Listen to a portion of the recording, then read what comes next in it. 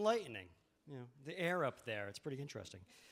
So we're going to jump right into our Blue Economy session. I have the pleasure of introducing some friends of the CARE family as well as friends of my family. If you give me 1 second to be more organized, I will give you the formal. So this session is called Cape Cod Shoreline, Coastal Conservation, Heritage in Our Economy. Perfect to be introducing this. CARE has partnered and worked with all of these organizations to amplify and leverage their impact. First, I'm going to introduce Katy Acheson. She is the executive director of the Cape Cod Blue Economy Foundation, as well as the Cape Cod Climate Change Collaborative, and is the VP of Community Impact for the Cape Cod Chamber of Commerce. So she wears multiple hats. If you haven't noticed, support Big Blue. If you like this hoodie, they sell them on their website. You know, look at that. There you go. They also have stickers, if you'll see that on the back of my phone. Next up, we have Raymond. Raymond is the Fisheries Permit Manager for Cape Cod Commercial Fishermen's Alliance. Raymond stepped into this role of permit bank director at the Fishermen's Alliance in April 2024. He manages over $10 million enterprise that is ran through the Cape Cod Fisheries Trust. They are the first in the nation to do this. Next up on deck, we have our friend Anne Marie. She is the executive director for the Center for Coastal Studies, and she advances science-based solution through research, public policy, and education. And then speaking about education, we have a science teacher coming up here. We have Marianne Walsh. Marianne is the COO of the Atlantic White Shark Conservancy, not conservatory, because I used to say that. It took me like literally 3 years to get that right. Marianne, she's responsible for all the operations as well as actively participating in strategic planning, development, and administration. And as I mentioned, she is a licensed science teacher. So let's give a little round of applause, and then we'll just kick it off.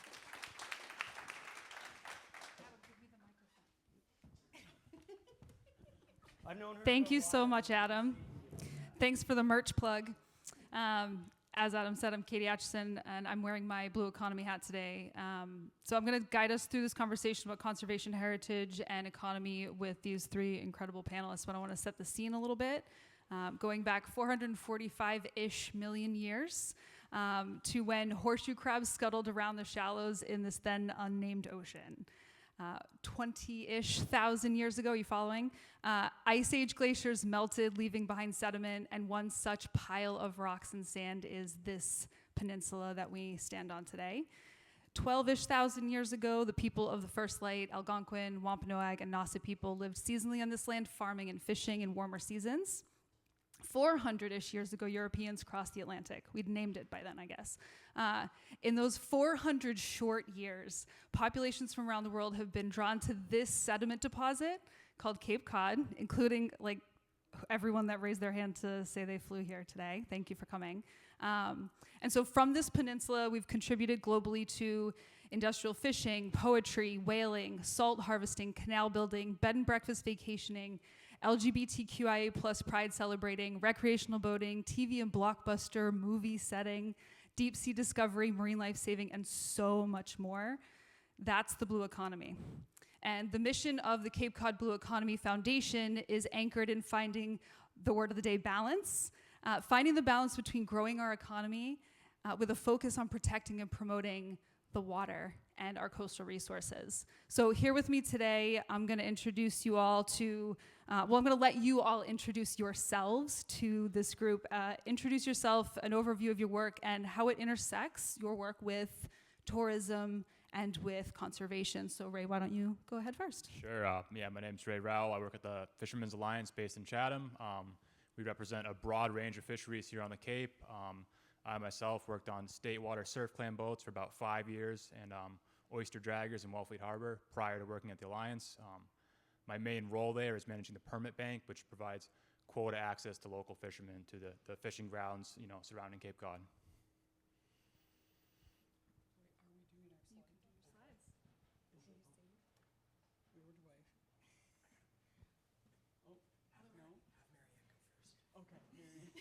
got slides too. Wes is going to do the slides for us, but go ahead. Who wants to go first? Marianne, you going to go ahead? Sure. Okay. Hi, everyone. I'm Marianne Walsh, and I'm the Chief Operating Officer of the Atlantic White Shark Conservancy.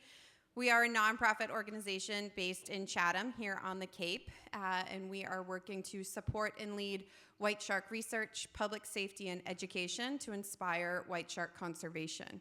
It probably sounds a little funny. Sharks, economy. You're picturing that scene in Jaws where everyone came together and worried about sharks being talked about in a tourism-driven industry. Fun fact, we just are finishing up the 50th celebration of Jaws. If anyone didn't know, this year was a big year for Jaws. But our work in this realm, and for me personally, I've been in an interesting position that I joined this nonprofit shortly after it started. And this nonprofit was started because it was realized that there was a need to understand what was happening with white shark behavior. And that really started to drive some of that blue economy side of we needed researchers to study and understand, because if we had an understanding of the white shark movement and their behavior, that could impact public safety. And then also communicating out that research to the public could have an impact on public safety. That's where the education component came in. And now today, where we are with our organization and the work we're doing, we're not seeing that people are afraid to come here. We're seeing people are excited. They understand that the Cape is now an opportunity to learn about this critical species in our marine environment, and also to have an opportunity to experience wildlife in its natural habitat. We have a growing ecotourism opportunity where we're bringing people out to see sharks in their natural habitat.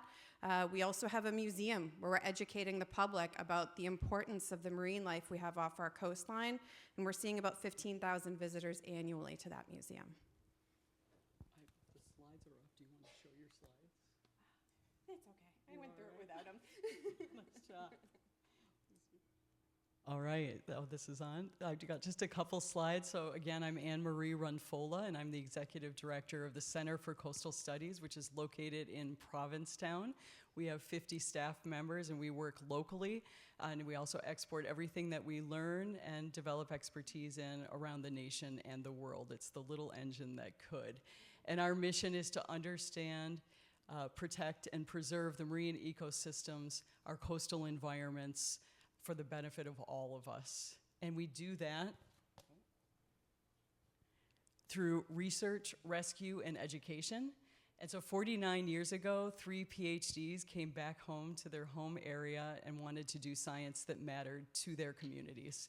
And we've really kept that ethos today. So we use the local area, Cape Cod Bay, Pleasant Bay, Stellwagen Bank National Marine Sanctuary, our local area, as a living classroom and a living laboratory.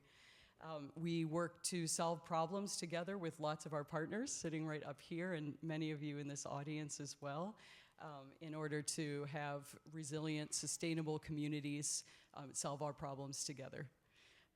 We apply what we learn, again, with our counties, with our towns. We work with municipalities. We work with our partners in order to apply what we're learning in order to do this. And I've got a few examples. I had to write them down because there's so many. We tie in really with the blue and green economy, really land-sea interaction, right, is really important. I think Katy's changing the name of the conference in the spring to Big Blue, Big Green for just that reason.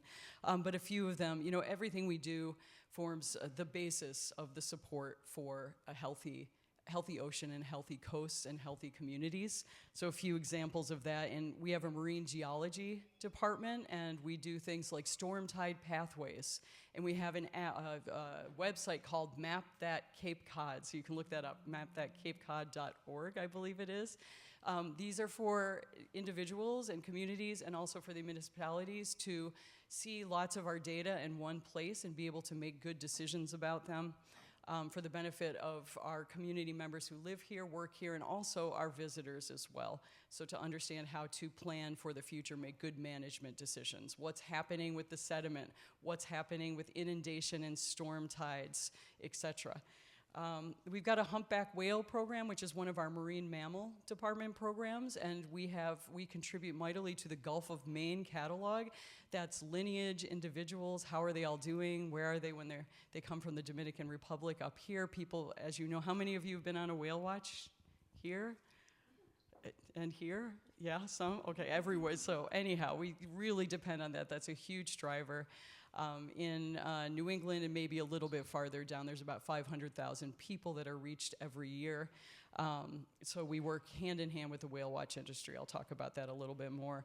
Marine debris and plastics, we do cleanups. We also we use the data to identify the sources. We have not really a lot of tourists. We don't do voluntourism as of now, but we do have a lot of second homeowners, a lot of seasonals who join us for that. Water quality monitoring, we do that work. So drinking water, swimming, fishing definitely ties into rec and tourism. And then we have our marine animal entanglement response work, which, you know, if you're a tourist, you want to go to a place that even if every place has issues, but you want to see solutions, you want to see people working together, like we work with the harvesters. The issue is not the harvesters with entanglement, it's with the gear. And so we just need to work together for innovative solutions with that. That goes a long way for morale, for visitors. And then education is our other. You know, we were the first whale watch naturalists. The birthplace of East Coast whale watching started in Provincetown with many of our team. And we've continued that. We have had courses. We've got our education director right here today. You can wave. I can see him from here. We still work with the whale watch naturalists. We run a conference with partners every year to help educate them because, again, they reach 500,000 people, locals as well as visitors every year. Walks, talks, summer camps, etc. I better stop there. So what we have on the stage here is a day on a boat for shark tours, whale watches, and then clam chowder for dinner. Okay? Just, you're tied in now, right? That was a lot. So you all work on the water, right? Which is a really extraordinary thing to be able to do in this space. So from your perspective and in your daily work, what are some of, or let's pick one each, what is the greatest threat to our natural resources or our shoreline in your work, in your day-to-day? What are you facing? You know, in our industry, I would say what is known as global warming or changing ocean conditions. You know, the Gulf of Maine, which encompasses all the waters east of Cape Cod, is supposedly warming faster than 99% of ocean bodies. So what does that mean? That means that, you know, sea scallops are moving into deeper water. They're moving further north. Lobsters are moving further north. Scallops and clams are moving into, you know, further north. They're spawning twice a year, where in the past they only, you know, spawned once. You know, fish are moving to deeper water. There's a lot of change, and species that were formerly in southern waters are showing up in our waters.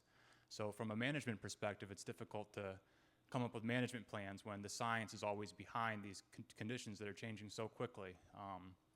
A big thing that's happened recently is there's a bed of scallops about 100 miles that way, and half of the biomass is out there, and they're so small, and we're working very hard to protect them from the large industrial boats out of New Bedford that will just come through and bulldoze them.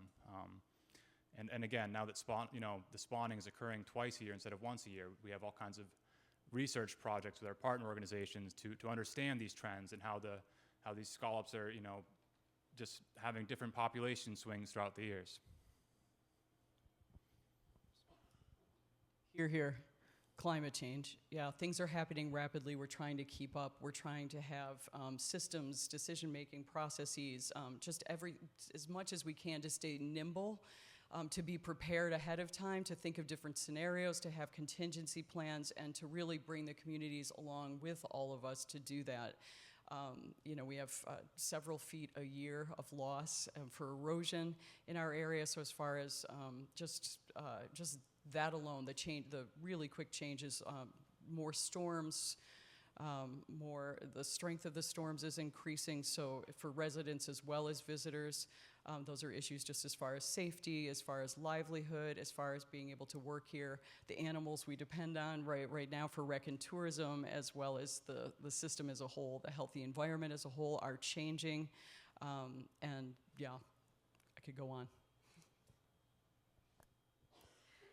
For us, where we are an organization that is based on a single species, this past year was a very interesting year for us because the seasonality of white sharks kind of shifted. For anyone who's local here, you usually start having your Sharktivity app, or you start hearing on the news right around 4th of July about a lot of white shark sightings. In this year, we actually weren't seeing a lot of white sharks in July. Our research boat didn't even start going out until August. So for us right now, whether it's because of ocean temperature changes or what else is going on in the ecosystem, this is our question right now, but we saw a major shift in the population that we're studying. But the other part of that is for us on the tourism side of it, we now have an industry that we had a lot of people who came here in July hoping to see white sharks. And it's not great for a tourism industry when people go out and then they don't see what they were hoping to see. So if there is a shift in the seasonality and in their migration route for us, that's a big challenge we're starting to try to look to understand. So amongst these challenges, it does sound a lot like we're talking about temperature as being a huge influence on the struggles, as well as maybe some communication. Does that track?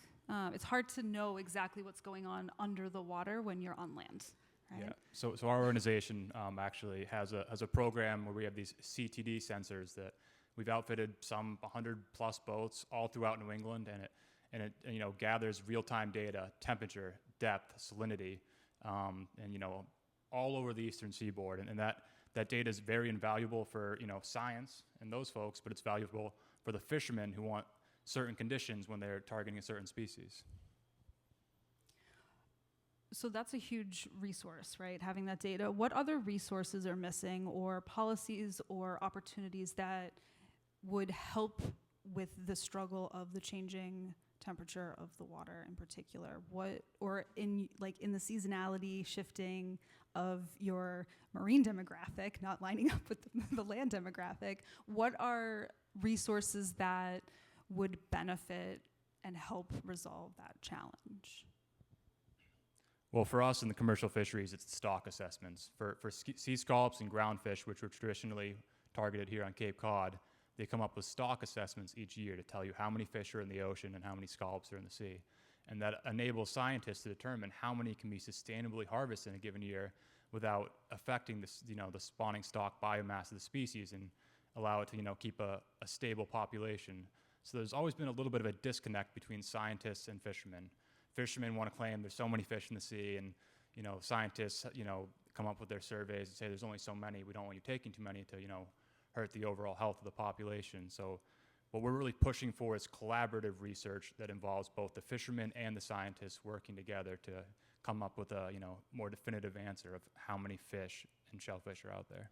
And we're going to talk a little bit more about the relationship between scientists and fishermen, because it's like the odd couple that really works. We'll get more into that for sure, but I'll let Anne-Marie and Marianne address the question first about missing resources. I think you're talking about the EMOLT program. Right, yeah, so we're part of that as well, and that's been a joy to be able to talk about, because really it's honoring our harvesting community, our fishing community, for their vast knowledge of what's out there in that great open blue, what's really happening under the surface, at the surface, above the surface, and also just working together to provide the tools so we can understand more, both for the fishing, more efficient, effective fishing, as well as for the science and early warning system, really, of what's happening. Low dissolved oxygen, dead zones, things like that. That's been a really successful example, so let's keep it up for sure. Technology is going to be it continues to be such a huge part of what we do. For us, knowing where the animals are, for example, so for the whales, one, of course, for everyone to enjoy them, but also for maximizing the protections while minimizing the time the lines have to be out of the water for fishing, which of course translates into food security as well as restaurant visits for the rec and tourism industry.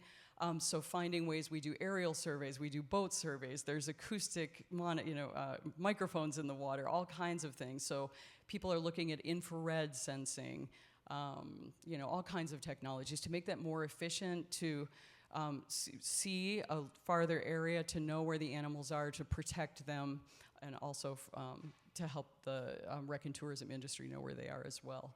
So that's just one I can think of right now. I think for us, you mentioned policy before, is we're in an interesting place because shark ecotourism is new in this region, and unlike whale watching that has an established whale sense program to help ensure that people are doing it in a way that is safe for the wildlife, there's nothing in place right now for sharks. There are protections on sharks, but in terms of how you can have a tourism industry to view them in their natural habitat, there's no regulations behind that at this time. And what's interesting that we have started to get a few calls about, we just talked about aviation, but how these tours are working is people want to be minimally invasive to the sharks. So boats are going out, but how do you find a shark that is underwater? So we're using spotter pilots. So oftentimes on the weekends, you could have 4 or 5 planes out flying, spotting for sharks with 4 or 5 boats. But in a season like we just saw, where there's not a lot of shark activity, now you have a lot of planes flying and a lot of boats trying to move around in the same area. So this is a challenge that we're foreseeing, that it's a growing market, and it is great that we're seeing people come here for this, but we want to make sure that we're doing it safely and in a way that's good for the animals and good for the environment. Another one is just that communications and education, helping people who aren't connected like we are right now to the ocean, or how it really impacts our lives, why it's so important. So storytelling, education, really connecting people is just an ongoing challenge. So especially kind of lighting a fire under us, that instead of waiting until all the emergencies are here, why we need to move now, or if we're not moving now, or why we need to keep moving, and why we need to be doing this together, why it's going to just be, it's a matter of life and death. Life and death, that's the challenge. But you all already, these 3 people up here are very optimistic, I want you to know, because there's so many challenges, and they all sort of started by talking about opportunities and collaboration. So I want to delve into that space of when facing different challenges that you're facing or have faced or expect to face. Share a story, or let's do the storytelling of a collaboration or a coordinated effort that has been successful or is currently going, that you see positive momentum for. I know I teased a story about a fisherman and a scientist. We're gonna, Hollywood, whatever. That's the Hallmark Christmas movie trend is gonna be all fishermen and scientists, right? TM. But also I think with recreation and science, there's so much overlap here. So we'll start with Ray and just go down the line of these odd couples, I think, is how we'll frame it and how they've been successful. Yeah, I guess one thing has been very controversial is the wind turbines they put here in Nantucket Sound and plan to put on the backside of the Cape. I guess the Bureau of Ocean Energy Management, a federal agency, has been tasked with designating certain areas where these turbines might be placed. And I guess they've been, very engaging with our fishing community here on the Cape and planning this process. And, we talked to them about certain areas, about where historically have been rich fishing grounds. And again, as I mentioned, many of these species are moving into deeper, colder water. So some of the data they were looking at was a little bit outdated because things are changing so quickly. So I guess last winter we had, a session where these folks came down and wanted feedback from the industry. And there was 200 fishermen that showed up in January on the Lower Cape. I don't think I've seen that many people in a room on the Lower Cape since I graduated high school, honestly. And it's just, another example of industry collaborating with science and, coming up with areas where they didn't want this gear to be, if it ever is indeed placed there. Currently with this administration, nothing's really happening for the next 4 years, but who knows what's happening after that. And after these talks, I guess our organization was able to, with the help of fishermen, identify some 10,000 acres that were essentially closed off to this bidding process, which to me was a huge win for industry and another good example of collaborative efforts. And I think the relationship between policymakers, scientists, and the fisherman community is that the fishing community of all kinds of fin fish, aquaculture, is that you're literally in the water every single day, right? It's really extraordinary to get so many fishermen on land at the same time, I think is the thing, right? Yeah. And I'm not exaggerating, right? If you're fishing for a living, you're out as early as possible for as long as possible when the weather conditions are right. And so it is really extraordinary that not only was the population of people making their livelihoods on the water willing to come speak up, but that there was a willingness to listen, to hear, and hopefully we see that those voices continue to be amplified.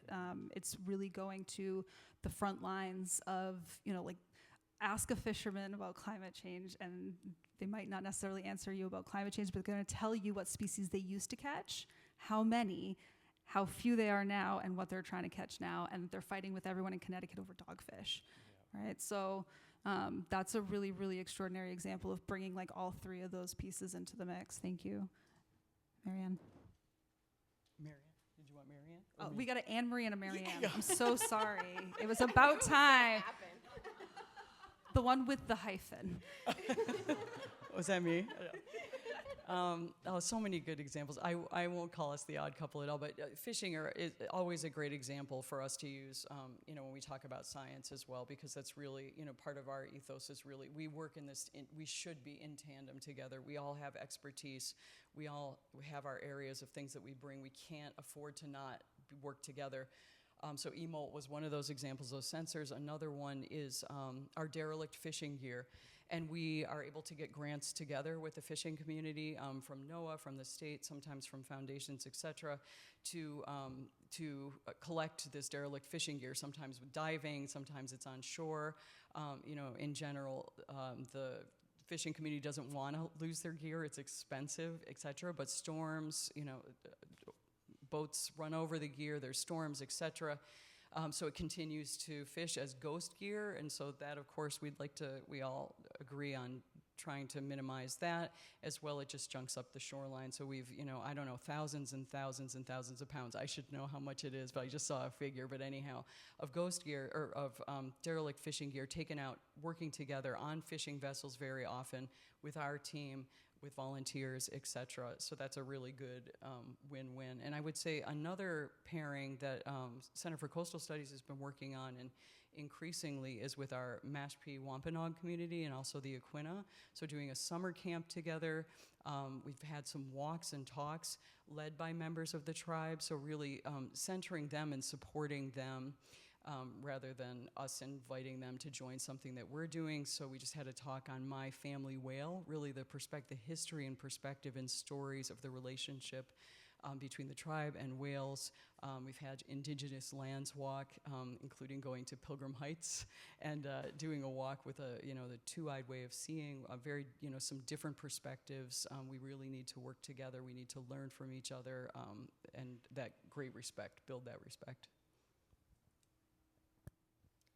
So when the Conservancy was started, it was founded because it realized that there was a need for funding. There was a lot of questions around white shark movement activity here on the Cape, but there was a need to support the research to get those answers. And there was a lot of momentum in the early years because it was realized that we need to answer these questions. But from the start, there was a fear with the organization.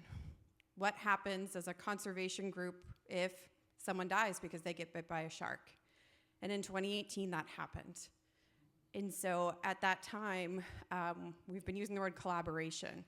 And collaboration came into play on every account because we had town managers who came, we had the Cape Cod National Seashore, the Chamber of Commerce. Everyone was asking, well, what do we do now? How is this going to affect our tourism industry? Are people going to be afraid to come here? People who go to our beaches, are they not going to want to go on the water anymore?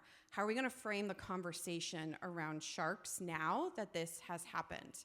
And so everyone coming together, including the researchers who were trying to understand what was going on, they came out and said one of the first things was that we published a study that showed when white sharks are in this region, they spend about 50% of their time in 15 feet of water or less.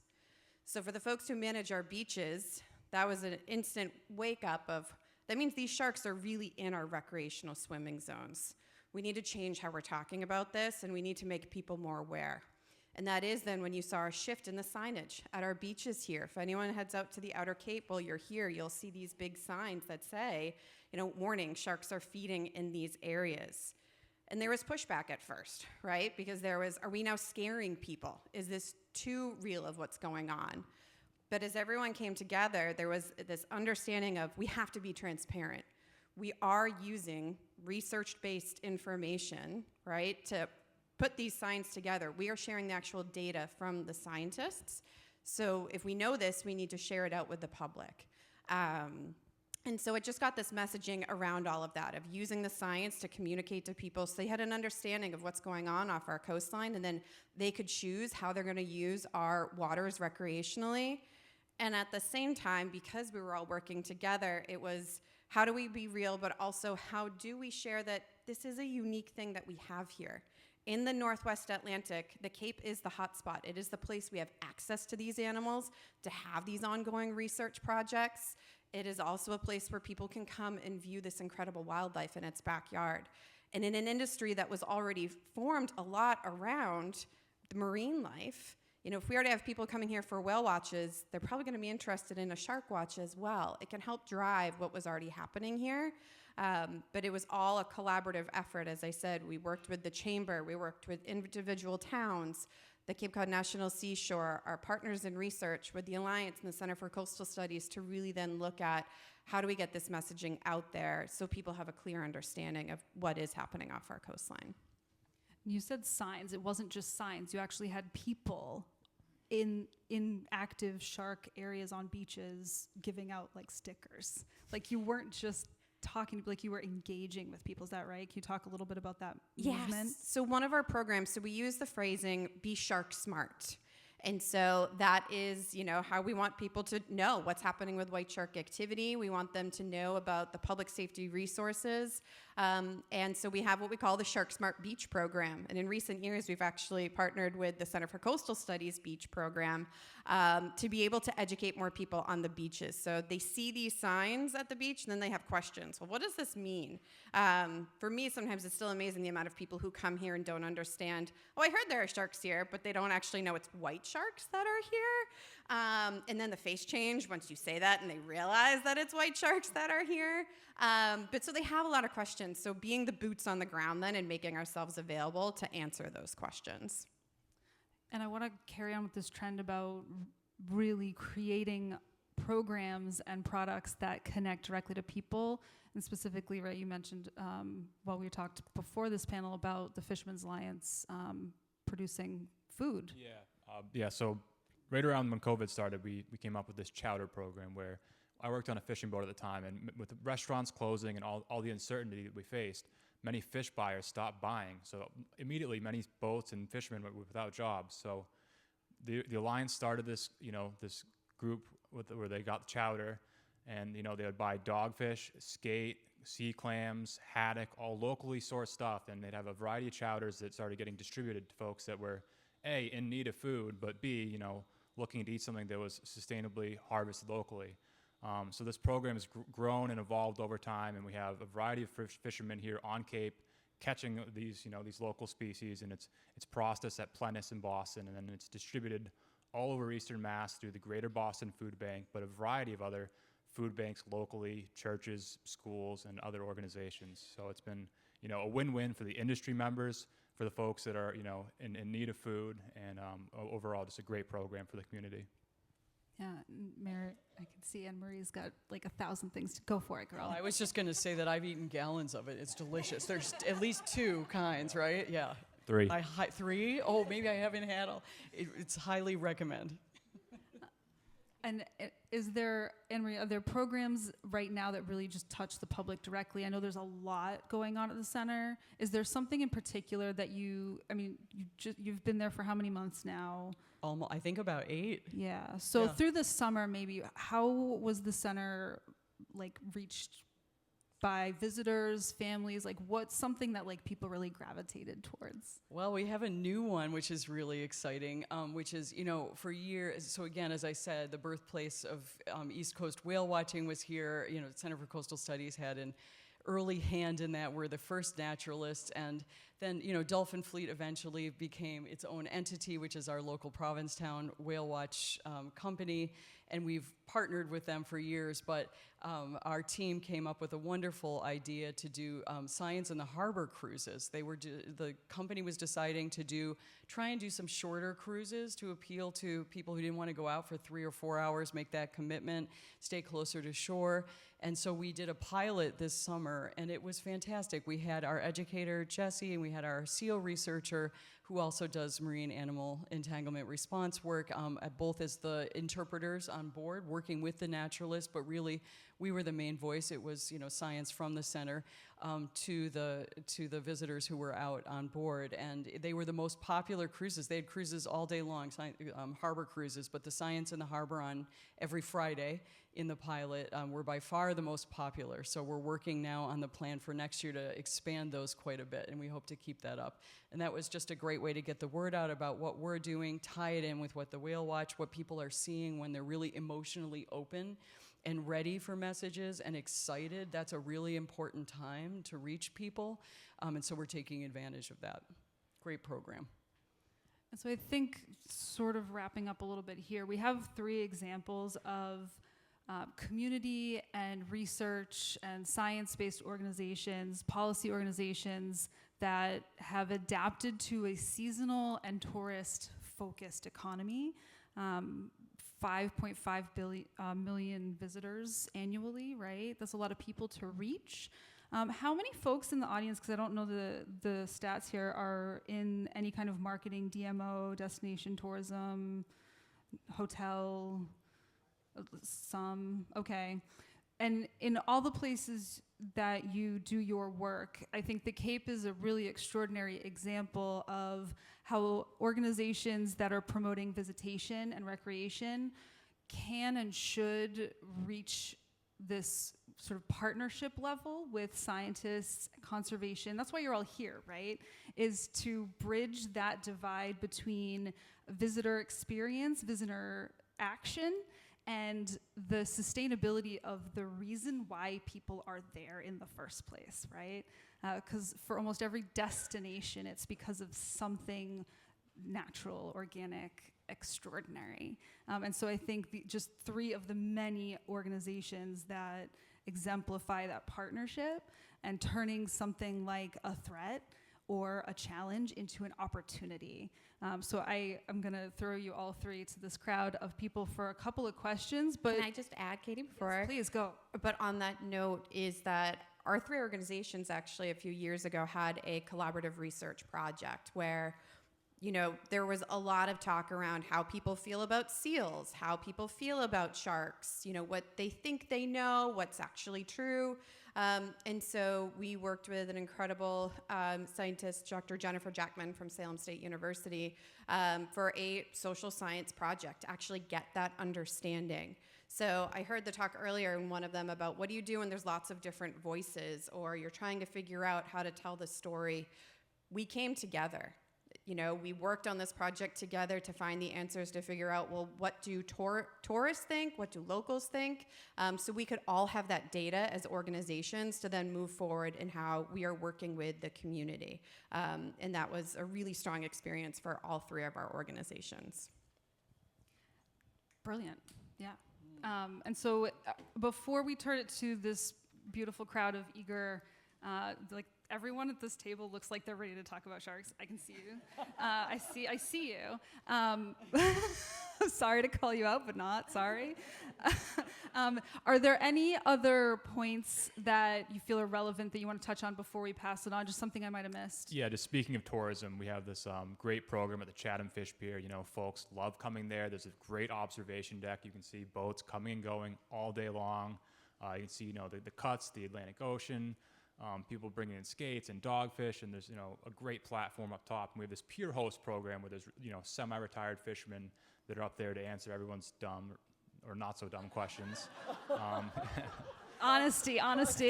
And to hand out coloring books to children. But it's great. It educates them about the species that are harvested locally, the food sources and the job opportunities that exist here. And it's a great program all around. Totally busted. And I love those coloring books, by the way.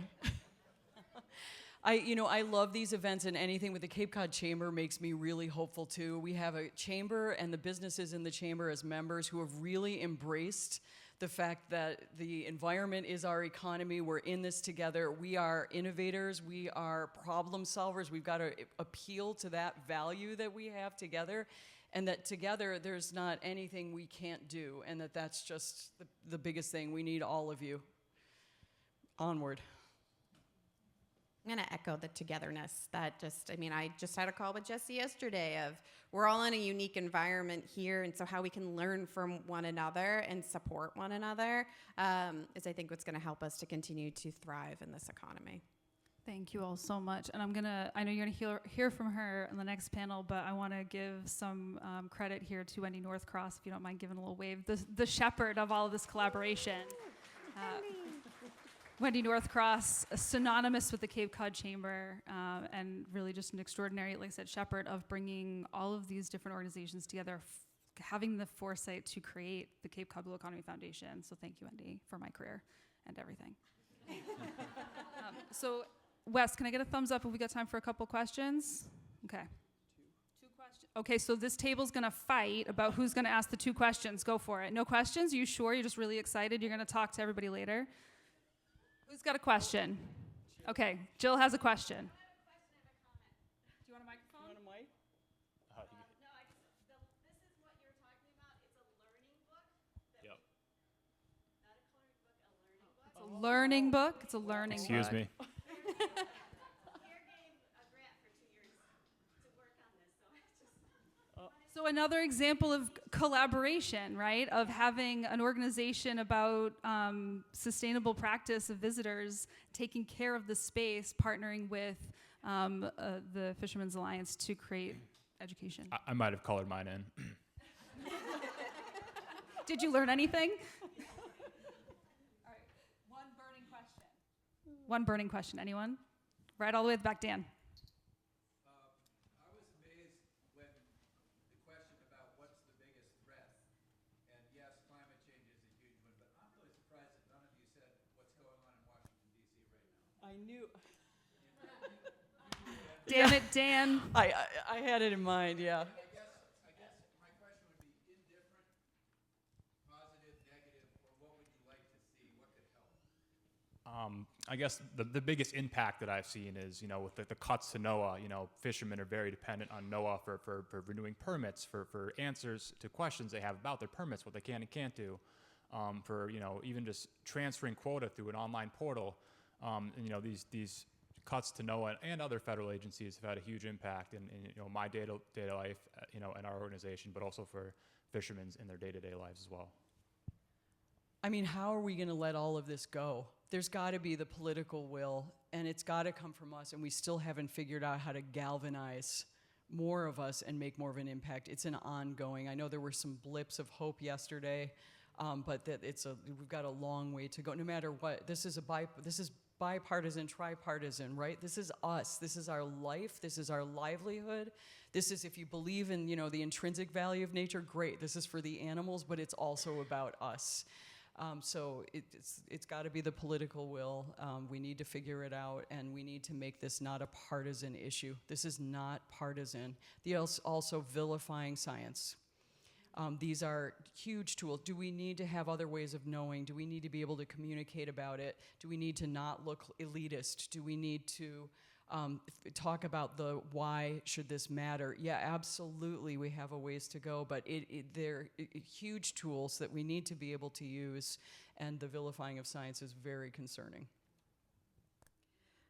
We as an organization have been in an interesting place that we don't rely on federal funding.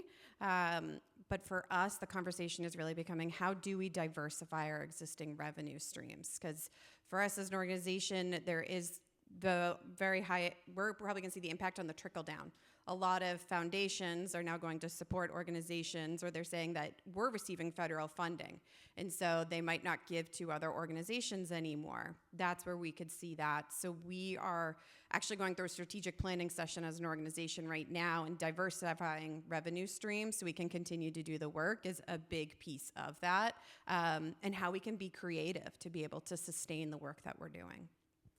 One more thing, just, with all of us doing this work together, the tendency could be to jockey for position and try and find, save your own organization right now. And that's, I'm trying really hard to, keep from feeling like I've got to protect our own first. That's my job. We need to keep finding ways to do this together so that we're not all scrambling for smaller and smaller little bits and then pitting ourselves against each other. Thank you so much.